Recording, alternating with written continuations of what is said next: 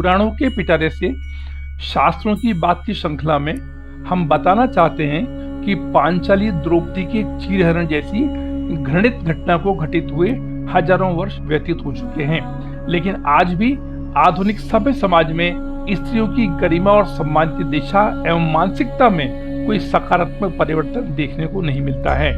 जहां हमारे देश में माता सरस्वती, माता लक्ष्मी और माँ दुर्गा की पूजा करी जाती है, वहीं आज कुछ दरिंदों के द्वारा हमारे देश की डॉक्टर बेटी के साथ विभत्स एवं घृणित अत्याचार को अंजाम दिया जाता है, जिससे आप सभी परिचित हैं। एक तरफ हम बड़े ही सम्मान और श्रद्धा के साथ नवरात्रि के पावन पर्व पर माँ भवानी के रूप में नव कन्याओं की पूजा को मूर्त करते हैं, वहीं अगर दूसरी तरफ हम अपनी तुच्छ और संकीर्ण मानसिकता से ग्रसित हो इस प्रकार की अमानवीय व लज्जित कर देने वाली घटनाओं को अंजाम देते हैं, तो वह सभ्य समाज के ऊपर एक अमिट दाग होने के साथ अफसोस और चिंता का विषय है।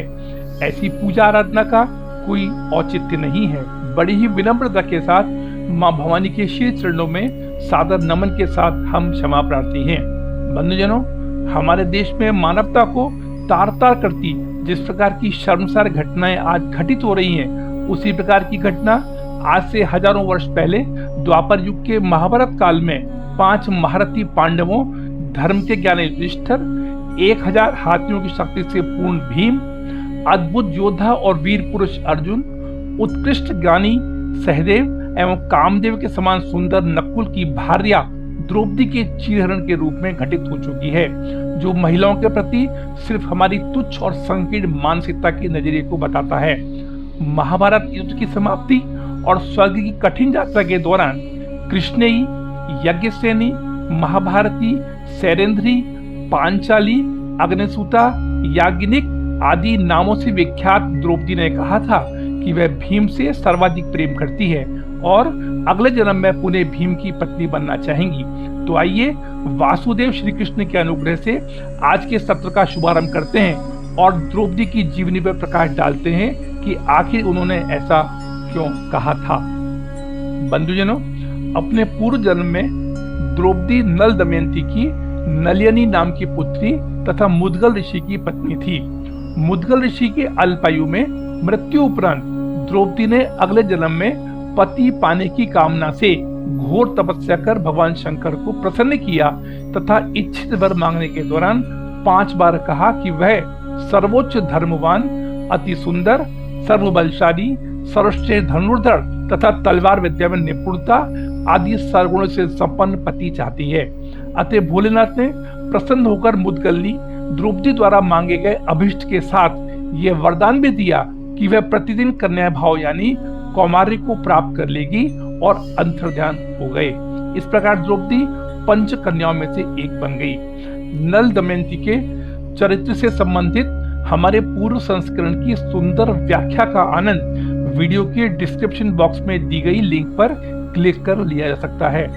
द्रौपदी द्वारा मांगे गए अभिष्ट में जहां सभी गुण एक व्यक्ति में संभव नहीं हो सकते थे, वहीं उसने सर्वगुण संपन्न पति पाने की कामना 5 बार दोहराई थी।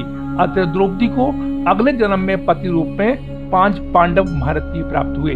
महाभारत महाकाव्य के अनुसार 5 कन्याओं में से एक द्रौपदी पांचाल देश की राजा द्रुपद की पुत्री थी, जिन्हें चिरकुमारी भी कहा जाता है। खिले हुए कमल के समान दैदीप्यमान नेत्र, चंद्रमा के समान वक्र भुहें, थोड़ा तेजस्वी श्यामल वर्ण तथा सुंदर अग्नि कन्या द्रौपदी का जन्म महाराज द्रुपद के द्वारा गुरु द्रोणाचार्य से अपमान का बदला लेने हेतु कराए गए यज्ञ के उपरांत हुआ वर्णित किया गया है। यज्ञ द्वारा उत्पन्न होने के कारण द्रौपदी यज्ञ सेनी भी कहलाई। बंधुजनों, जैसा कि हम प्रारंभ में ही बता चुके हैं कि भगवान शंकर के वरदान स्वरूप द्रौपदी अपने 5 पतियों को कन्या भाव में ही प्राप्त हुई थी। द्रौपदी समय समय पर 5 पतियों के साथ रमण करती थी। द्रौपदी ने 1-1 वर्ष के अंतराल से 5 पांडवों के 1-1 पुत्र को जन्म दिया। इस तरह द्रौपदी के 5 पुत्र थे, जिनका वध महाभारत के युद्ध के अंत में अश्वत्थामा ने सोते समय कर दिया था। युद्ध में सब कुछ हारने के बाद जब युधिष्ठिर ने द्रौपदी को भी दांव पर लगा दिया था, तब सबसे ज्यादा क्रोधित भीम हुए थे और उन्होंने युधिष्ठिर का विरोध भी किया था। दुर्योधन की ओर से मामा शकुनी ने अग्निपुत्री द्रौपदी को द्यूत में जीत लिया तथा भीष्म पितामह, द्रोणाचार्य और विदुर जैसे धर्मनिष्ठ न्यायकर्ता और महान महारथियों की उपस्थिति में दुर्योधन के आदेश पर दुशासन ने मानवता को तार तार कर देने वाली द्रौपदी के चीरहरण जैसी घृणित घटना को अंजाम देने का प्रयास किया। लेकिन द्रौपदी की प्रार्थना पर श्री कृष्ण के दिव्य हस्तक्षेप ने चीर को असीमित कर हरण के कुंठित प्रयास को सफल नहीं होने दिया। पौराणिक अनुश्रुति अनुसार श्रावण मास की पूर्णिमा के दिन जब कृष्ण ने सुदर्शन चक्र से शिशुपाल का वध किया, उनकी तर्जनी उंगली में चोट आ गई थी। तब द्रौपदी ने अपना चीर फाड़कर कृष्ण की तर्जनी में रक्षा सूत्र बांधा था। इस पर कृष्ण ने कहा था, सखी तुम्हारा ये चीर मुझ पर ऋण है, मेरे ऊपर तुम्हारी रक्षा करने का दायित्व भी है, जो परब्रह्म श्री कृष्ण ने द्रौपदी का चीर बढ़ाकर करी। मान्यता है तभी से लोग राखी बांधने की प्रथा निभाते आ रहे हैं। बंधुजनों, परिणाम स्वरूप पांचों पांडवों में द्रौपदी से सर्वाधिक प्रेम करने वाले भीमसेन ने भरी सभा में न केवल दुर्योधन की जंघा तोड़ने और दुशासन की छाती फाड़कर रक्त पीने की भीषण सौगंध ली, वरन 100 कौरवों का अंत करने का वचन भी लिया, जिससे पूरी सभा में सन्नाटा छा गया। विधि के विधान को कौन बदल सकता है?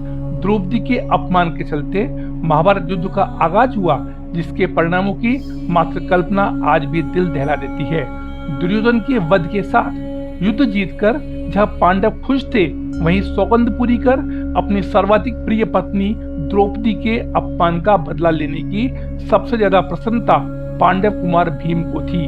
भीम न केवल द्रौपदी को सबसे ज्यादा प्रेम करते थे, वरन उन्होंने द्रौपदी की हर इच्छा की पूर्ति करते हुए हर कदम पर उसका साथ भी दिया, जिसका एहसास द्रौपदी को बहुत बाद में हुआ एवं जिसे निम्न उदाहरणों से जाना जा सकता है। भीम कुबेर के अद्भुत उद्यान से द्रौपदी के लिए दिव्य सुगंध वाले पुष्प लाए थे। जुए में अपना सब कुछ गंवा देने के बाद जब पांडव वनवास काट रहे थे, तब दुर्योधन की जीजा जयद्रथ की कुदृष्टि द्रौपदी पे पड़ी। उसने जबरन द्रौपदी को रथ पर ले जाने का दुस्साहस किया, लेकिन विधियोग से उचित समय पर आए पांडवों ने न केवल यज्ञसेनी की रक्षा करी, वरन द्रौपदी के आदेश की अनुपालना में जयद्रथ को सिर से बाल मूंडकर 5 चोटियां रखने का दंड भी दिया। 1 साल के अज्ञातवास के दौरान राजा विराट के राजमहल में पांचों पांडव भेष बदल कर रह रहे थे। उसी दौरान राजा विराट के साले और मत्स्य वंश के राजा कीचक ने कामांध होकर द्रौपदी को देखा और रात को अकेले अपने कक्ष में बुलाया। यह बात जब द्रौपदी ने भीम को बताई, तो व्यथित भीम ने रात के समय द्रौपदी की जगह खुद कीचक के कक्ष में पहुंच उसका वध कर दिया। वनवास के दौरान घने जंगल में चलने में कष्ट नहीं हो, इसलिए भीम द्रौपदी को अपनी भुजाओं में उठाकर चलते थे। अज्ञातवास के दौरान जब द्रौपदी को रानी सुदेशना की दासी बनना पड़ा, तो भीम को अपार कष्ट हुआ। महाभारत युद्ध के 14वें दिन द्रौपदी का चीरहरण करने वाले दुशासन का वध कर भीम ने ही उसके सीने का रक्त द्रौपदी को केश धोने के लिए लाकर दिया। तत्पश्चात 15 साल बाद द्रौपदी ने पुनः अपने केश बांधे और इस तरह भीमसेन द्रौपदी के और भी प्रिय हो गए। बंधुजनों, जनश्रुति एवं महाभारत युद्ध की समाप्ति के बाद अंत समय में परीक्षित को अपना राजपाट सौंपकर स्वर्ग की कठिन यात्रा के दौरान पांचों पांडव सशरीर स्वर्ग पहुंचना चाहते थे। महाभारत कथानुसार पांचों पांडव, द्रौपदी और एक कुत्ता आगे चलने लगे। बद्रीनाथ से आगे बढ़ने पर असहाय द्रौपदी को सरस्वती नदी पार कराने हेतु भीम ने बड़ी सी शिला उठाकर बीच नदी में फेंक दिया, जिस पर चलकर द्रौपदी सरस्वती पार कर सकी। ऐसी भी मान्यता है कि उत्तराखंड के इस माणा गांव में सरस्वती के उद्गम पर आज भी ये चट्टान दिखती है, जिसे भीम पुल कहा जाता है। पांडवों के और आगे बढ़ने पर द्रौपदी फिर लड़खड़ाने लगी, तो भीमसेन ने उसका सहारा दिया, लेकिन फिर भी ज्यादा दूर नहीं चल पाई और गिरने लगी। उस अवस्था में द्रौपदी ने कहा कि सभी भाइयों में भीम ने ही मुझे सबसे ज्यादा प्यार किया है और मैं भी उनसे प्रेम करती हूँ, अतः अगले जन्म में मैं पुनः भीम की पत्नी बनना चाहूंगी। तत्पश्चात कठिन रास्ते पर गिरकर जहाँ बेहाल द्रौपदी ने दम तोड़ दिया, वहीं थोड़ा आगे चलकर भीम भी गिरकर सदगति को प्राप्त हो गए।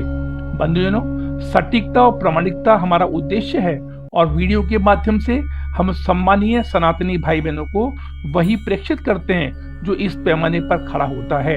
हम आशा करते हैं कि सदा की भांति आज का संस्करण भी आपको पसंद आया है।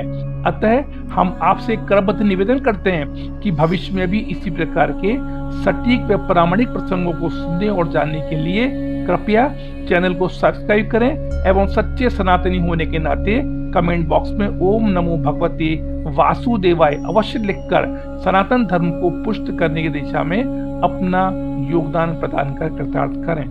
ओम नमो भगवते वासुदेवाय। धन्यवाद।